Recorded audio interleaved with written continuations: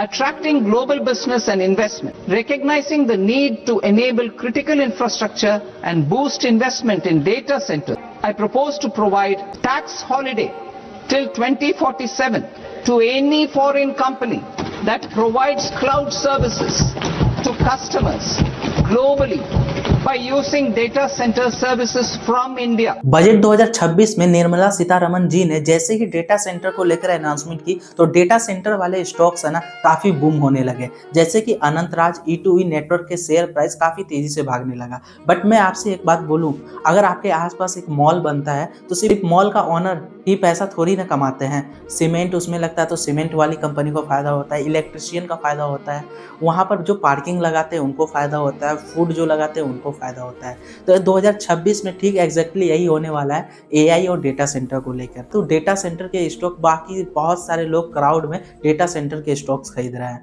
मैं बता दूं, डेटा सेंटर आने से हमारे इंडिया में ऐसे 5 सेक्टर को फायदा डायरेक्टली होने वाला है। जो भीड़ के चाल में चलता है ना वो कभी पैसा नहीं बना पाता है, जो आगे का फ्यूचर का सोचता है वही अच्छा पैसा कमा पाता है। मैं बता दूं ये वीडियो किनके लिए है, ये वीडियो उन लोगों के लिए है जो लोग शेयर मार्केट में पैसा लगाते हैं।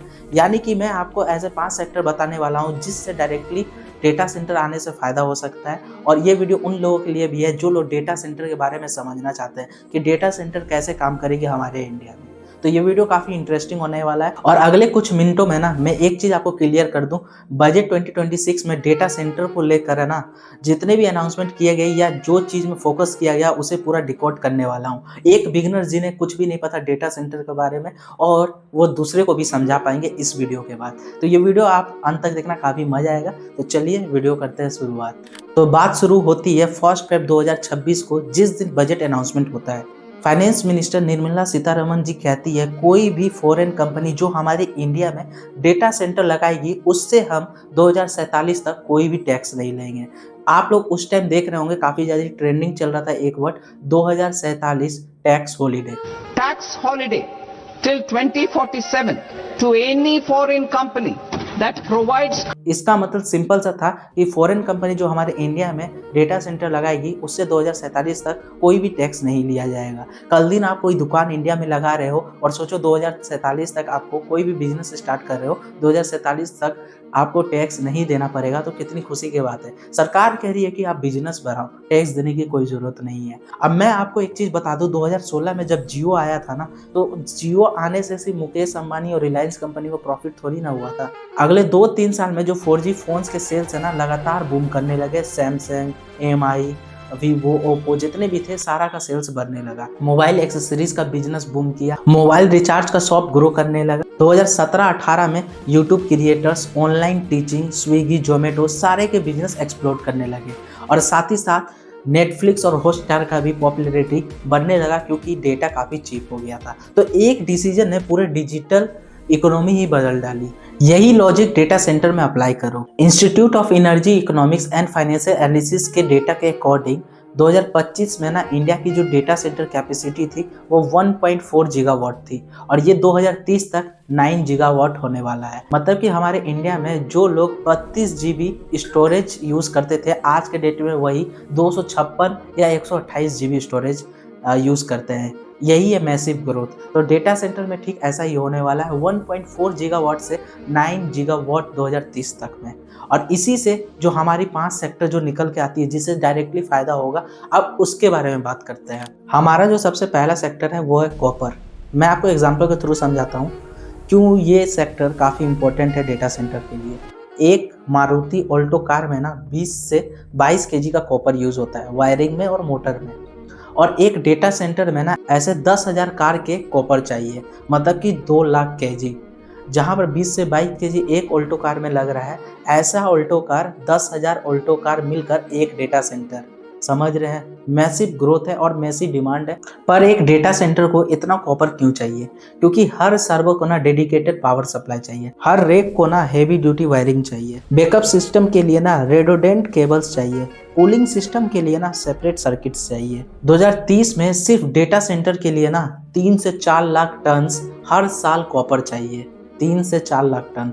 और 2050 तक में 20 लाख टन्स चाहिए 2050 तक में। बहुत ही ज़्यादा मैसिव ग्रोथ है। और है ना जो कॉपर का जो सप्लाई है ना काफ़ी ज़्यादा कॉन्स्ट्रेंट है, मतलब कि काफ़ी ज़्यादा लिमिटेड है। और इस चक्कर में जो कॉपर का प्राइस इन दिनों आप सुनते होंगे काफ़ी तेज़ी से बूम कर रहा है, क्योंकि कॉपर है ना डेटा सेंटर में चाहिए, ईवी में चाहिए, रिन्यूएबल एनर्जी में चाहिए।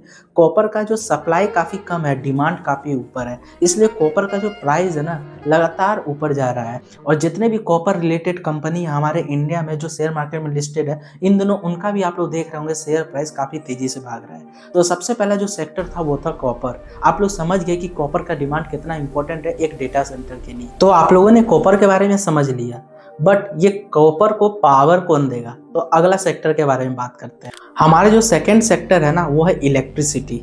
आप लोग के घर में एक नॉर्मल हर महीने में कितना इलेक्ट्रिसिटी आप लोग कंज्यूम करते होंगे? नॉर्मल घर में 200 से लेके 400 और एसी वाले घर में 500 से लेके 800 यूनिट्स और एक छोटा सा ऑफिस 1000 यूनिट्स। बट एक मिड साइज का डेटा सेंटर है ना 10,000 से लेके 50,000 यूनिट्स तक उसका मंथली कंज्यूमशन होने वाला है इलेक्ट्रिसिटी का। सोचो काफ़ी ज़्यादा कंज्यूम करता है। एक मिड साइज का डेटा सेंटर के बारे में बोल रहा हूँ, 10,000 से लेके 50,000 यूनिट्स, मतलब कि 1000 फ्लैट्स मिलकर एक मिड साइज का डेटा सेंटर अकेला ही इलेक्ट्रिसिटी कंज्यूम कर रहा है। इंटरनेशनल एनर्जी एजेंसी के वेरीफाइड के डेटा के अकॉर्डिंग आज data centre globally 1.5% electricity consume करता है।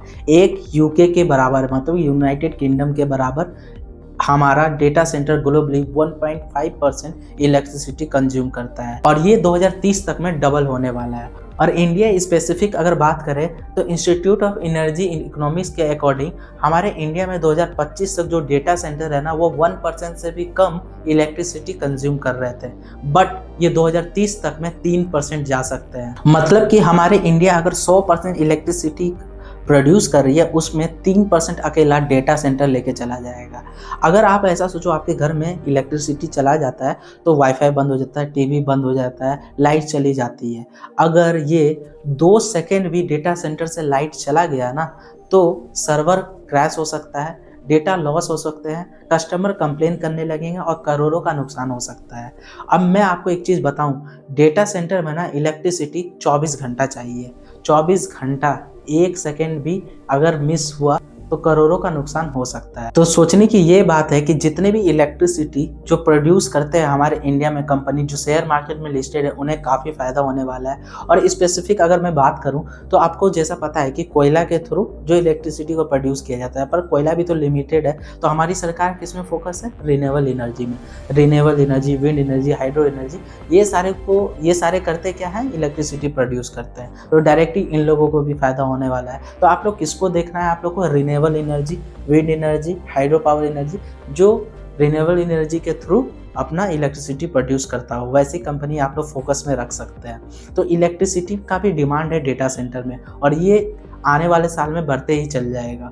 बट एक कॉमन क्वेश्चन आप लोग के मन में आ रहा होगा कि आखिर ये डेटा सेंटर में सरकार फोकस क्यों है? क्योंकि डेटा सेंटर होता क्या है? डेटा सेंटर मतलब कि डेटा सेंटर के अंदर है ना काफ़ी ज़्यादा डेटा को स्टोर किया जाएगा, काफ़ी ज़्यादा आईटी इंफ्रास्ट्रक्चर रहेंगे, काफ़ी ज़्यादा डेटा एप्लीकेशन उसमें सिक्योर रहता है, उसी को कहते हैं डेटा सेंटर। बट आप लोग सिंपल सा क्वेश्चन हो, जो निर्मला सीतारमण जी है ना बजट में क्यों नहीं डायरेक्ट एक हेवी इन्वेस्टमेंट डेटा सेंटर में की? क्यों वो 2047 तक टैक्स हॉलीडे का अनाउंसमेंट किया? क्योंकि ना डेटा सेंटर में ना काफ़ी हेवी इन्वेस्टमेंट चाहिए। आप लोग को जैसे मैंने एक डेटा बताया कि हमारे इंडिया में 2025 तक 1.4 गीगावाट डेटा सेंटर कैपेसिटी है, जो कि 9 गीगावाट होने वाला है। तो पता है 9 गीगावाट में कितना पैसा लगेगा? 4 लाख करोड़ लग जाएगा। तो सरकार इसलिए फॉरेन कंपनी को दे दी है कि फॉरेन कंपनी हमारे इंडिया में आओ और आप डेटा सेंटर लगाओ, क्योंकि अभी हम लोग इतना इन्वेस्ट नहीं करेंगे और अपना बिजनेस बढ़ाओ इंडिया में। तो मैसिव इन्वेस्टमेंट चाहिए, काफ़ी बड़ा इन्वेस्टमेंट चाहिए डेटा सेंटर के लिए। तो आप लोग सोच रहे होंगे इलेक्ट्रिसिटी इतना ज़्यादा कंज्यूम होगा डेटा सेंटर में, तो डेटा सेंटर तो काफ़ी ज़्यादा गर्म हो जाएगा। तो हमारा सेक्टर नेक्स्ट वही है, इसे ठंडा कौन करेगा? हमारा जो थर्ड सेक्टर है ना वो है कूलिंग और पानी। आप ऐसा सोचो, आप लैपटॉप चलाते हो गर्मियों के टाइम में और उसमें 3 से 4 घंटा गेमिंग करते हो या वीडियो एडिटिंग करते हो, तो आपका लैपटॉप काफ़ी ज़्यादा गर्म हो जाता है और फैन का जो स्पीड जो कूलिंग करता है लैपटॉप को वो काफ़ी तेज़ी से घूमने लगता है। अब इमेजिन करो एक डेटा सेंटर में ना 10,000 से भी ज़्यादा सर्वर्स चल रहे हो, 24 घंटा और 365 दिन। तो सोचो कितना ज़्यादा गर्म हो जाएगा। और ये नॉर्मल एसी से थोड़ी ना ठंडा हो जाएगा जो हमारे घर में लगा हुआ रहता है, नहीं, इसमें ना काफ़ी हेवी कूलिंग सिस्टम चाहिए। इंडस्ट्री एक्सपर्ट्स के according cooling accounts for nearly 40% of a data centre total energy use. इसका मतलब एक डेटा सेंटर का अगर बिजली बिल 100 करोड़ आ रहा है साल में, तो उसमें से 40 करोड़ है ना सिर्फ कूलिंग में लग जा रहा है। यानी कि 40 करोड़ रुपया का एनर्जी इलेक्ट्रिसिटी सिर्फ कूलिंग करने में लग जा रहा है। तो कूलिंग करने में 40 करोड़ लग जा रहा है। तो मेरा सिंपल से कहने का मतलब, एक डेटा सेंटर को ठंडा करने के लिए ना ट्रेडिशनल वाला एयर कंडीशन नहीं चलेगा कि पूरा डेटा सेंटर ठंडा हो जाएगा। इसमें ना लिक्विड कूलिंग सिस्टम चलेगा, मतलब कि डायरेक्ट जो चिप को ठंडा कर सके, जीपीयू को ठंडा कर सके, तो लिक्विड कूलिंग सिस्टम यूज होंगे डेटा सेंटर में। तो मैं आपको ट्रेडिशनल कूलिंग सिस्टम और लिक्विड कूलिंग सिस्टम के बारे में थोड़ा बता देता हूँ। ट्रेडिशनल कूलिंग सिस्टम मतलब ये जो एयर कंडीशन टाइप होता है, और लिक्विड मतलब कि जो डायरेक्ट सिस्टम में लगा होता है, जीपीयू में लगा होता है, जो डायरेक्ट चिप्स को ठंडा कर सके। अब देखो इसमें होता क्या है, ट्रेडिशनल में ना पैसा कम लगता है according to liquid cooling system में, बट जो लिक्विड कूलिंग सिस्टम है ना, वो 40% ये एनर्जी खा रहा है, तो ये 90% इलेक्ट्रिसिटी कम कर देगा।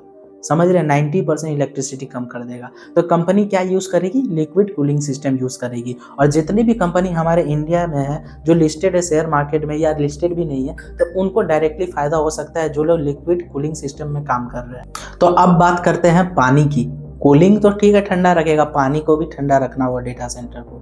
अब देखो जो 1 मेगावाट डेटा सेंटर है ना, वैसे मैं बता दूँ 1 गीगावाट में कितना आता है, 1000 मेगावाट होते हैं। तो 1 मेगावाट है ना 2 करोड़ 60 लाख लीटर्स एनुअली पानी कंज्यूम करता है। यानी कि दिन का बोलूँ तो 70,000 लीटर्स। एक नॉर्मल हाउस होल्ड में 500 से लेके आप लोग बोल सकते हो 1000 लीटर हर दिन यूज़ होता है पानी।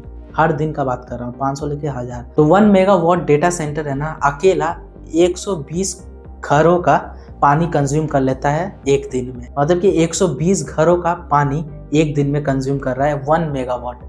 और 1 गीगावाट में कितना होता है, 1000 मेगावाट। और हमारे इंडिया 2030 में कितना गीगावाट होने वाली है डेटा सेंटर कैपेसिटी, 9 गीगावाट। मतलब कि आप लोग सोचते हैं ना 9000 मेगावाट, 9000 मेगावाट। तो पानी का कंजप्शन काफ़ी ज़्यादा होने वाला है हमारे इंडिया में। और ऐसे ही आप लोगों को पता है कि हमारे इंडिया में पानी का कमी काफ़ी ज़्यादा है। डेटा सेंटर ग्लोबली 1000 अरब लीटर पानी कंज्यूम करेगा 2028 तक में। तो हमारे इंडिया में जितनी भी कंपनी जो पानी रिलेटेड जो वेस्ट वाटर को अच्छे वाटर में कन्वर्ट कर रही है, वो सारे कंपनी को डायरेक्टली फ़ायदा हो सकता है। कूलिंग में किसको फ़ायदा हो सकता है, जो लिक्विड कूलिंग सिस्टम में काम कर रहे हैं। और पानी में किसको, जो लोग वेस्ट वाटर को पानी में अच्छे पानी में कन्वर्ट कर रहे हैं, जो लोग पानी वाटर रिलेटेड काम कर रहे हैं। क्योंकि वाटर का डिमांड है ना काफ़ी ज़्यादा बढ़ने वाला है। ऐसे ही हमारे इंडिया में वाटर की क्राइसिस चल रही है, तो आप लोग कूलिंग और वाटर में फोकस कर सकते हैं। बट अब सबसे बड़ा सवाल पता है क्या आता है कि देखो इतने सारा जो चीज़ हेवी यूज़ हो रहा है, पर सर्वर के लिए ना केबल्स भी हेवी यूज़ हो गए। तो 4th सेक्टर हमारा वही है। हमारा जो 4th सेक्टर है ना, डिजिटल इंफ्रास्ट्रक्चर भी बोल सकते हो, यानी तो वायर्स और केबल्स भी आप लोग समझ सकते हो। देखो होगा क्या ना, बहुत सारे लोगों के घर में ना जियो फाइबर लगा होगा या एयरटेल का वाईफाई लगा होगा। अब सोचो एक ही साथ 100 डिवाइस अगर कनेक्ट हो जाए आपके वाईफाई पर, तो स्लो हो जाएगा या क्रैश भी हो सकता है। ठीक वैसा ही डेटा सेंटर में ना जो केबल्स चाहिए ना, वह 36 गुना ज़्यादा ऑप्टिक्स फाइबर वाला चाहिए। मतलब ये काफ़ी हेवी फाइबर चाहिए। क्यों चाहिए, क्योंकि AI प्रोसेसिंग में ना मैसिव डेटा ट्रांसफ़र होता है सर्वर के बीच में। रियल टाइम प्रोसेसिंग चाहिए, डिले बिल्कुल भी कम नहीं होना चाहिए। आप ऐसा समझो 2000 में बहुत सारे लोग चाहते थे कि 2 वेज हो जाए, मतलब कि रोड एंड 2 वेज हो जाए, इधर से गाड़ी जाए इधर से गाड़ी आए। अब 2020 तक आते थे कि 4 लेन और 6 लेन आ गया, मतलब 4 इधर से जाता है 4 उधर से आता है। बट डेटा सेंटर जो फाइबर है ना, इसे 72 हाईवेज चाहिए। मतलब कि 72 गुना ज़्यादा पावरफुल केबल चाहिए ताकि डेटा इधर से उधर हो सके। अगर जितना ज़्यादा फास्ट फाइबर होगा, इससे होगा कि नेटफ्लिक्स पर 4K में वीडियो चल पाएगा, गूगल सर्च मिनी सेकेंड्स में हो जाएंगे, व्हाट्सएप टेलीग्राम में मैसेजेस काफ़ी ज़्यादा फास्ट हो जाएंगे। इसमें ना बेसिकली 3 तरह के कंपोनेंट्स चाहिए होगा। फर्स्ट, फाइबर ऑप्टिक्स केबल, जैसे कि डेटा हाईवेज, जैसा मैंने समझाया, इधर से पास होगा उधर से जाएगा, डेटा आसपास होना।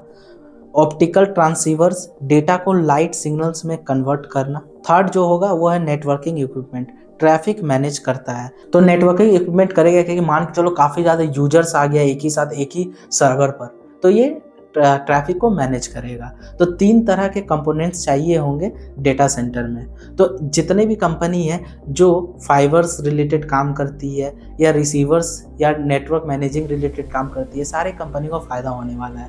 खासकर फाइबर ऑप्टिक्स जो कंपनी बनाती है और इलेक्ट्रिसिटी केबल्स बनाती है, इन लोगों को डायरेक्टली फ़ायदा होने वाला है डेटा सेंटर के आने से। हमारा जो 5th सेक्टर पता है क्या है? Real estate. आप बोलोगे ये रियल इस्टेट कहाँ घुस गया भाई डेटा सेंटर में? अगर आपका घर 1000 स्क्वायर फीट में है तो मैं बता दूं एक मिड साइज डेटा सेंटर खुलने के लिए ना, पता है कितना स्क्वायर फीट की रिक्वायरमेंट है? 1 से लेकर 2 लाख स्क्वायर फीट। और एक बड़ा लार्ज डेटा सेंटर के लिए 5 से लेकर 10 लाख स्क्वायर फीट चाहिए। डिलॉइट की डेटा के अकॉर्डिंग हमारे इंडिया में ना एडिशनल स्पेस 4 से 5 करोड़ स्क्वायर फीट चाहिए होगी सिर्फ डेटा सेंटर के लिए 2030 तक में।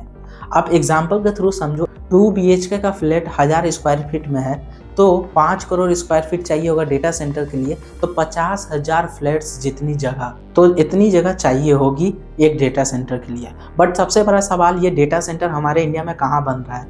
तो ये बन रहा है टायर 1 सिटीज़ में, जैसे कि नवी मुंबई हो गया, नोएडा हो गया, हैदराबाद हो गया, ये सब जगह डेटा सेंटर बन रहे हैं। और चेन्नई में भी बन रहे हैं। बट यहाँ क्यों बन रहे हैं? क्योंकि यहाँ पर है ना काफ़ी ज़्यादा इंफ्रास्ट्रक्चर, IT इंफ्रास्ट्रक्चर अच्छा है, इलेक्ट्रिसिटी अच्छा है, यहाँ सारा फैसिलिटी अवेलेबल हो जाएगा एक डेटा सेंटर को, तो इसलिए यहाँ बन रहे हैं। अब इकोनॉमिक्स आप समझो, एक अगर नॉर्मल मुंबई की बात करें तो वहाँ पता है पर स्क्वायर फीट कितना चल रहा है रेट? 50,000 से लेकर 60,000। और नवी मुंबई में कितना चल रहा है? 10,000 से 20,000। और टायर 2 सिटीज़ में अगर ये लोग डेटा सेंटर लगाएंगे तो 1000 से 2000 स्क्वायर फीट इन्हें रेट चल रहा होगा। तो इसलिए ये टायर 1 सिटीज़ जैसे कि नवी मुंबई, चेन्नई, हैदराबाद और नोएडा जैसे जगह में फोकस है, जहाँ पर लैंड जो सस्ता मिल जाए इन्हें और सारी फैसिलिटी हो। तो ये सारे जगह ये डेटा सेंटर लगा रहे हैं। तो आप सोच रहे होंगे तो क्या आप जाके मुंबई में लैंड खरीदोगे 10,000 20,000 पर स्क्वायर फीट में? इतना पैसा आएगा कहाँ से? नहीं, मैं ऐसा नहीं बोल रहा हूँ। मैं आपको एक ऑप्शन बता रहा हूँ, REITs क्या होता है? Real estate investment trust. आपको मैं एक एग्जांपल के थ्रू समझाना चाहता हूँ। मान के चलो आज आप एक फ्लैट खरीदें और उसे रेंट में दे दिए, तो REITs पता है क्या करता है? REITs बिल्कुल यही करता है, ये डेटा सेंटर बनाकर डेटा सेंटर जो लगाएंगे उन्हें रेंट में दे देता है और इन्हें लॉन्ग टर्म के लिए रेंट आते रहते हैं। तो REITs जैसे कि अनंत राज, इसका शेयर प्राइस क्यों भागा? अनंत राज क्या है? अनंत राज पता है क्या करती है? ये कंपनी करती क्या है ना, ये कंपनी डेटा सेंटर बनाती है और इसे लीज में दे देती है। तो इससे इसको कंपनी को रेंट आता है, लीज से पैसा आता है।